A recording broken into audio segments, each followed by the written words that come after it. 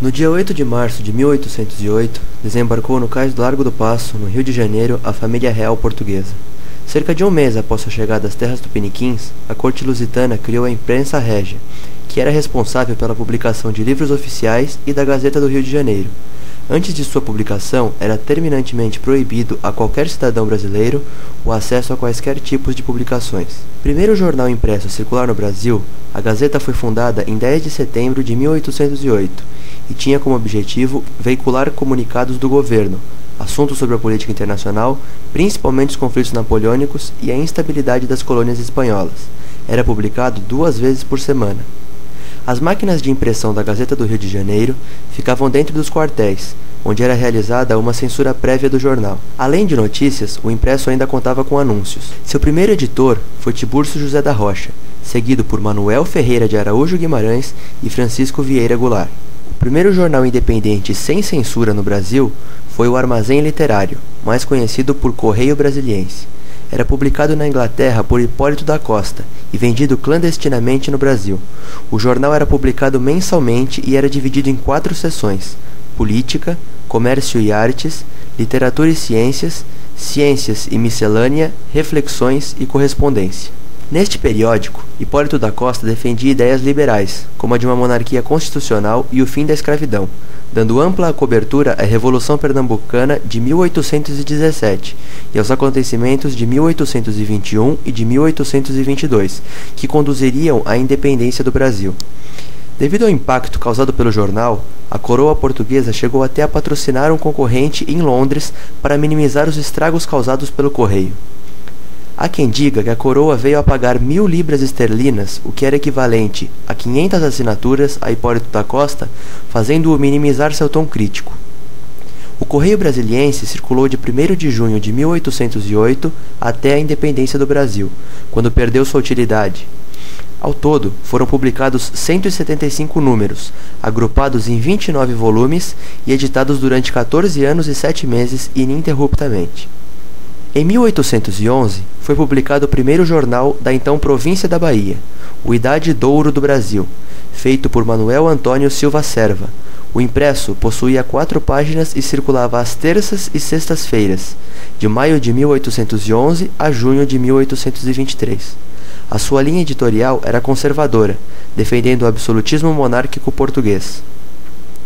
Em 1820, acontece em Portugal a Revolução do Porto, que determina, entre outros fatores, a volta da família real à Europa, a instauração de uma monarquia constitucional e a liberdade de imprensa. Liberdade esta que só viria a chegar no Brasil no dia 28 de agosto de 1821. A partir daí, o jornalismo impresso teve um crescimento astronômico. Em 28 de agosto de 1821, acontece o fim da censura no Brasil, acompanhado pelo primeiro boom do jornalismo, com o surgimento de vários títulos como O Bem e a Ordem, jornal separatista que durou de agosto a dezembro de 1821, Diário do Rio de Janeiro, que inovou com a publicação de anúncios. Apesar de ser comercial, tinha linha editorial favorável à independência política no Brasil. Circulou até 1878. Conciliador do Reino Unido, lançado em 1821, defendia inicialmente a formação de um Reino Unido sob a forma de uma monarquia, com direitos iguais entre Brasil e Portugal. A Reclamação do Brasil, jornal monarquista conservador lançado em 1822. O Espelho, jornal que existiu de 1821 a 1827, publicava artigos de Dom Pedro. Correio do Rio de Janeiro, jornal democrata que durou de 1822 a 1823. O Desengano dos Brasileiros, jornal republicano editado por João Soares Lisboa. Reverbero Constitucional Fluminense, jornal de opinião da Corte, que circulou entre 1821 e 22. A Malagueta, jornal liberal de forte oposição. E o Tamoio, jornal anti-luso, mas de posicionamento menos explícito se comparado com outros jornais da época. No norte e no centro-oeste, os jornais encontram bastante dificuldade para sua produção. Isso decorre de sua posição geográfica desfavorável ao desenvolvimento, dificuldades para ter o equipamento apropriado e uma população composta por muitos analfabetos e, por consequência, poucos consumidores. Houve muitas tentativas de serem criados jornais na região, mas pouco produtivas. Entre elas, uma tentativa boliviana, no Acre, para consolidar a dominação local com o jornal El Lacre. A única exceção a esse quadro é o Distrito Federal, com os jornais de maior expressão. Em abril de 1969, foi lançado o jornal O Rio Branco, ainda existente, que pertencia ao grupo Diários Associados, marcando o verdadeiro início da imprensa no Acre. No estado da Amazônia, o Jornal do Comércio é o mais antigo e tradicional. Foi criado por Rocha dos Santos em 1904. Outros jornais importantes dessas regiões são os paraenses O Liberal e Tribuna da Calha.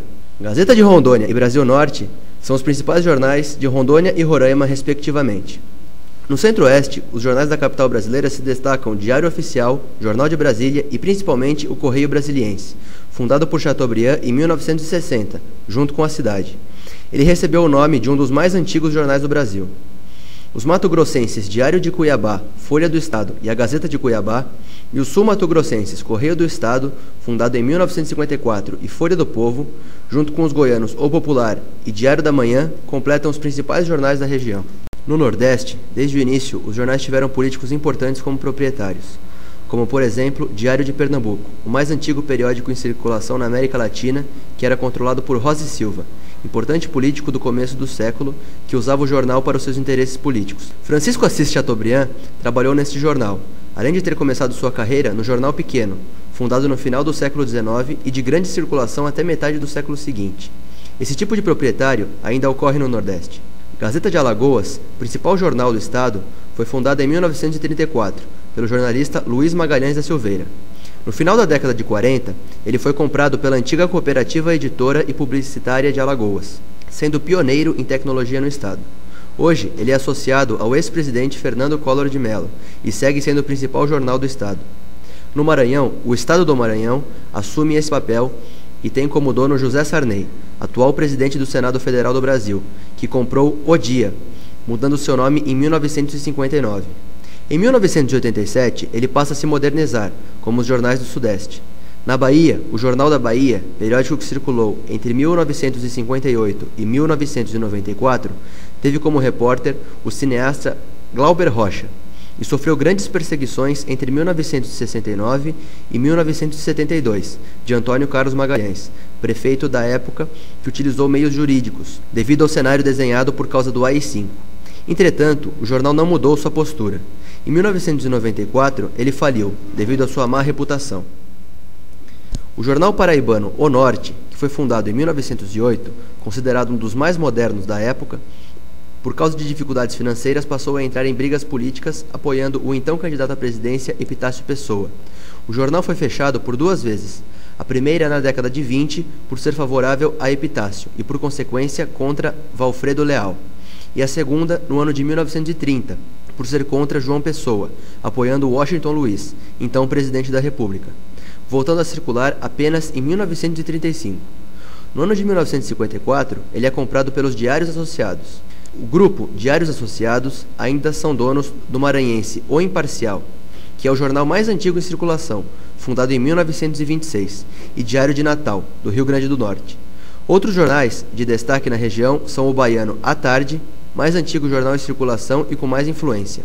O Povo é o jornal cearense mais importante.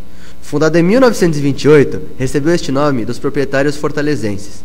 Ele tinha como proposta defender a sociedade contra as oligarquias dominantes da época e, assim, levar o desenvolvimento ao Ceará.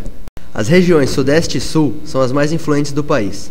No entanto, elas sofrem com o controle da informação pelos grandes conglomerados, como as organizações Globo e os grupos paulistas Folha, Estadão, Abril e Record, e o gaúcho RBS. As organizações Globo são o maior conglomerado de mídia e comunicação da América Latina. Ela começou com o jornal O Globo, em 1925, e hoje é dona do jornal Extra, o mais vendido aos domingos, e de mais 2 jornais, Expresso e Valor Econômico, além das 12 revistas. Por isso, há uma comparação entre Roberto Marinho e Orson Welles, de Cidadão Kane. Seu concorrente, o Jornal do Brasil, é um dos mais importantes e antigos do país, fundado em 1981 com o intento de defender o antigo regime. Durante a ditadura militar, ele foi o principal periódico contra o golpe. Ele é destinado principalmente às classes média e alta da Zona Sul e ainda tem um altíssimo poder de persuasão. Outro jornal de importância histórica é A Tribuna, que foi criado pelo jornalista Carlos Lacerda em 1949. Neste jornal, ele colocava suas opiniões políticas, se colocando contra Getúlio Vargas, João Goulart e, mais tarde, os militares. No Sul, a RBS, fundada em 1953, é o principal grupo de mídia da região. São donos dos jornais mais importantes, como Zero Hora, Diário Gaúcho, Diário de Santa Catarina, A Hora de Santa Catarina e A Notícia. No entanto, temos que ressaltar o Grupo Diários Associados, fundado por Chateaubriand. Esse foi o primeiro conglomerado a nível nacional. Entre 1930 e 1970 era um império jornalístico, dando a Chateau o status de rei do Brasil. Ele usava seus 36 jornais, suas 18 revistas, suas 2 agências de notícias, além das 25 emissoras de rádio e 15 retransmissoras de TV para influenciar a sociedade de acordo com seus interesses. Esse grupo entrou em decadência a partir de 1968. Hoje, possui poucos jornais no Sudeste e no Sul, mantendo sua força apenas no Norte e Nordeste do país.